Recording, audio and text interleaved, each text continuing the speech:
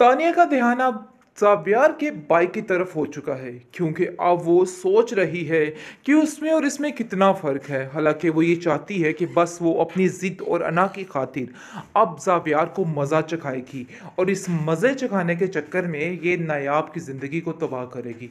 यही मकसद उसने बना के रखा है, यानी कि करना इस तरह से चाह रही है कि ज़ावियर के भाई को सीढ़ी बनाकर चढ़कर और उसी की जड़ें काट देगी और फिर ज़ावियर की ज़िंदगी में शामिल हो जाएगी, जैसा कि आम ड्रामों में किया जाता है। खैर, आप देखेंगे कि बहुत ज़्यादा ज़ावियर जो है वो खुश है और कहता है कि तुम नहीं जानते कि वो कितनी अच्छी लड़की है, बहुत सादा तबीयत है। लेकिन ज़ावियर कहता है कि तुम्हें थोड़ा बहुत होशियार होना पड़ेगा और अपने आप को थोड़ा मॉडर्न करना पड़ेगा, क्योंकि तुम नहीं जानती हमारी सोसाइटी में क्या क्या पसंद किया जाता है, क्या नहीं पसंद किया जाता है। जिस पर नायाब घबरा जाती है और कहती है कि मुझे तो कुछ समझ नहीं आ रही कि आखिर मैं क्या करूं, मुझे तो बिल्कुल अंदाज़ा ही नहीं है कि मैंने क्या करना है और कैसे रहना है। जिस पर ज़ावियर उसको कहता है कि तुम फिक्र मत करो, मैं तुम्हें आहिस्ता आहिस्ता हर चीज़ के लिए गाइड करूंगा, तुम्हें सारी बातें समझाऊंगा, तुम्हें किसी भी बात के लिए परेशान होने की ज़रूरत नहीं है। मैं हूँ तुम्हारा साथ देने के लिए, इसलिए इन सब बातों की टेंशन मत लो और सब कुछ ठीक हो जाएगा। बस जो जो मैं जैसा जैसा कह रहा हूँ वैसा वैसा करती जाओ, ताकि सारा मामला ठीक होता जाए। ज़ावियर जी, आप देखेंगे कि उसकी माँ कहती है कि पता नहीं तुमने तो क्या तमाशा किया है, वो लड़की बात करने के काबिल नहीं और तुम उसको इस घर की बहू बनाने जा रहे हो। मुझे तो तुम्हारे ऊपर तरस ही आ रहा है कि आखिर तुम कितना बड़ा फैसला ऐसे कैसे ले सकते हो, क्यों ये ऐसे कर रहे हो तुम्हें बिल्कुल अंदाज़ा नहीं है कि तुम क्या कर रहे हो।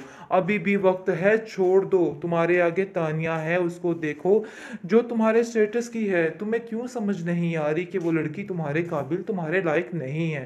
काश तुम्हें इस चीज़ का अंदाज़ा हो जाए तो तुम ये ऊट पटांग हरकतें करना छोड़ दोगे, मुझे यकीन है इस बात का। होगा। मुझे तो ये बात सोच सोच कर टेंशन हो रही है। लेकिन दूसरी तरफ आप देखेंगे कि उसकी दादी कॉल करती है अपनी दोस्त को और कहती है कि तुम कभी भी फ़िक्र मत करना। देखो नायाब हमारी ही बेटी है और समझो अपने ही घर वो आ रही है, इसलिए कोई भी परेशान होने की, कोई भी तकल्लुफ़ की ज़रूरत नहीं है।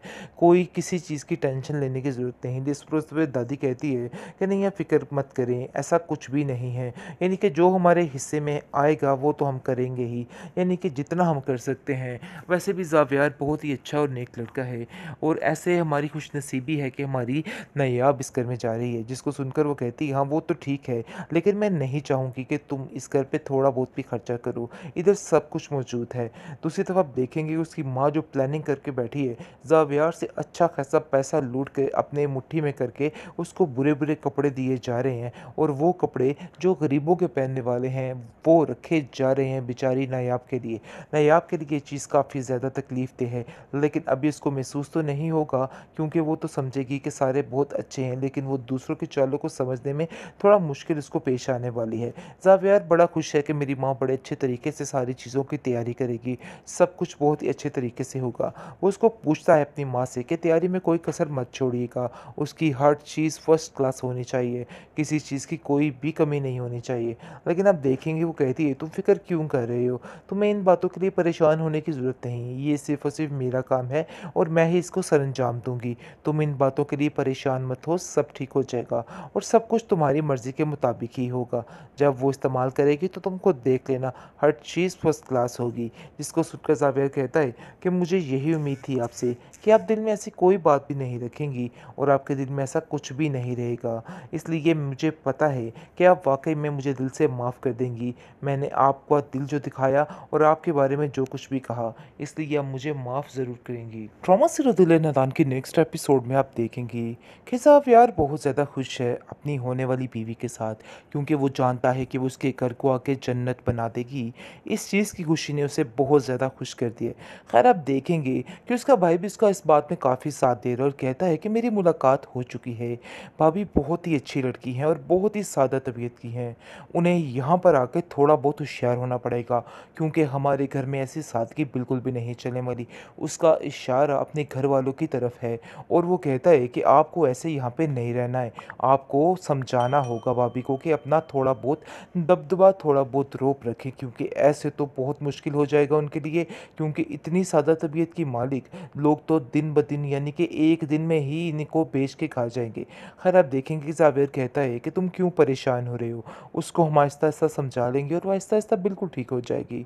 लेकिन दूसरी तरफ आप देखेंगे कि बहुत सी डिमांड करने लग जाती है नायाब की भाभी, और उसको कहती है कि तुम्हें ज़ावेर से बात करनी है, और उसको कहना है कि हमें इतनी रकम की ज़रूरत है, तो ये तो फलाँ, यानी कोई ना कोई नया नौटंकी शुरू कर देती है और कहती है कि अगर तुमने ऐसा ना की तो तुम्हारे लिए बहुत मसला खड़ा हो सकता है। देखो, ज़ावियर से साफ-साफ ये सारी बातें कर दो। मैं तुम्हें पहले ही समझाना चाहती थी, लेकिन हकीकत यही है कि तुम्हें ये सब कुछ करना है, लेकिन साफ-साफ मना कर देती है और कहती है कि मैं ज़ावियर से ऐसी कोई भी बात नहीं करने वाली। भाभी, आप जो सोच रही हैं, जैसा सोच रही हैं, बिल्कुल गलत सोच रही हैं। प्लीज़ ऐसी बातें मत करें, क्योंकि ऐसे करने से आपकी इज़्ज़त भी बाकी नहीं रहेगी और मेरी भी इज़्ज़त बाकी नहीं रहेगी। क्योंकि वो समझ रही है बड़े अच्छे तरीके से हर चीज़ को कि ये सारा माहौल बिल्कुल ख़राब जा रहा है।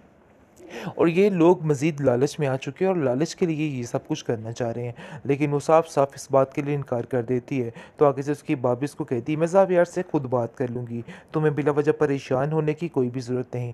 मुझे पता था कि मैं तुम्हें अगर कहूँगी तो तुम ऐसे ही कहोगी। देखो, अभी से तुम्हारा ये हाल है तो आगे जाके तुम्हारा क्या हाल होगा। मुझे तो ये बात सोच-सोच कर टेंशन हो रही है। लेकिन दूसरी तरफ आप देखेंगे कि उसकी दादी कॉल करती है अपनी दोस्त को और कहती है कि तुम कभी भी फ़िक्र मत करना। देखो, नायाब हमारी ही बेटी है और समझो अपने ही घर वो आ रही है, इसलिए कोई भी परेशान होने की, कोई भी तकल्लुफ़ की ज़रूरत नहीं है। कोई किसी चीज़ की टेंशन लेने की ज़रूरत नहीं। इस पे दादी कहती है कि नहीं, आप फ़िक्र मत करें, ऐसा कुछ भी नहीं है। यानी कि जो हमारे हिस्से में आएगा वो तो हम करेंगे ही, यानी कि जितना हम कर सकते हैं। वैसे भी ज़ावियार बहुत ही अच्छा और नेक लड़का है, और ऐसे हमारी खुशनसीबी है कि हमारी नायाब इस घर में जा रही है। जिसको सुनकर वो कहती है, हाँ वो तो ठीक है, लेकिन मैं नहीं चाहूँगी कि तुम इस घर पे थोड़ा बहुत भी खर्चा करो, इधर सब कुछ मौजूद है। दूसरी तरफ आप देखेंगे उसकी माँ जो प्लानिंग करके बैठी है, ज़ावियार से अच्छा खासा पैसा लूट के अपने मुट्ठी में करके उसको बुरे-बुरे कपड़े दिए जा रहे हैं, और वो कपड़े जो गरीबों के पहनने वाले हैं, वो रखे जा रहे हैं बेचारी नायाब के लिए। नायाब के लिए ये चीज़ काफ़ी ज़्यादा तकलीफ़देह है, लेकिन अभी इसको महसूस तो नहीं होगा, क्योंकि वो तो समझेगी कि सारे बहुत अच्छे हैं, लेकिन वो दूसरों के चालों को समझने में थोड़ा मुश्किल उसको पेश आने वाली है। ज़ावियर बड़ा खुश है कि मेरी माँ बड़े अच्छे तरीके से सारी चीज़ों की तैयारी करेगी, सब कुछ बहुत ही अच्छे तरीके से होगा। वो उसको पूछता है अपनी माँ से कि तैयारी में कोई कसर मत छोड़िएगा, उसकी हर चीज़ फर्स्ट क्लास होनी चाहिए, किसी चीज़ की कोई भी कमी नहीं होनी चाहिए। लेकिन आप देखेंगे वो कहती है, तुम फ़िक्र क्यों कर रहे हो? तुम्हें इन बातों के लिए परेशान होने की ज़रूरत नहीं है, ये सिर्फ़ और सिर्फ़ मेरा काम है और मैं ही इसको सरअंजाम दूँगी। तुम इन बातों के लिए परेशान मत हो, सब ठीक हो जाएगा और सब कुछ तुम्हारी मर्ज़ी के मुताबिक ही होगा। जब वो इस्तेमाल करेगी तो तुम खुद देख लेना, हर चीज़ फर्स्ट क्लास होगी। जिसको सुनकर ज़ावियर कहता है कि मुझे यही उम्मीद थी आपसे कि आप दिल में ऐसी कोई बात भी नहीं रखेंगी और आपके दिल में ऐसा कुछ भी नहीं रहेगा। इसलिए मुझे पता है कि आप वाक़ई में मुझे दिल से माफ़ कर देंगी। मैंने आपका दिल जो दिखाया और आपके बारे में जो कुछ भी कहा, इसलिए आप मुझे माफ़ ज़रूर करेंगी।